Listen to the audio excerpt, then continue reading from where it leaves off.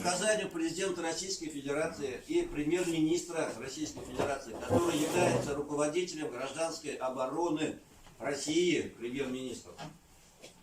Сегодня проводятся командно-штабные учения на всей территории Российской Федерации.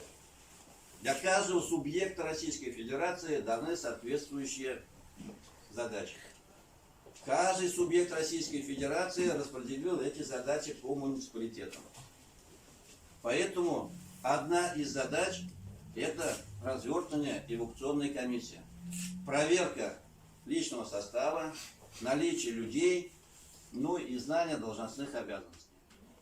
Мы рассматриваем сегодня учение как начало военных действий.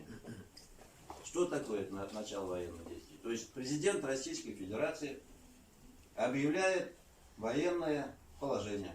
У нас город в зону катастрофического затопления не попадает, то есть менее 30%. Но нижняя часть вся тоже будет в воде и так далее и тому подобное. Так вот, такие точки по всей Российской Федерации определены, и после того, как он объявил общую эвакуацию, должностные лица, которые назначены, которые уже не являются заместителем руководителя исполкома, но она является, но на военное время она председатель эвакуационной комиссии. И независимо от формы собственности, там кто-то богатый, у кого-то там частный бизнес, еще что-то, все это становится на одну плоскость, и там нужно только будет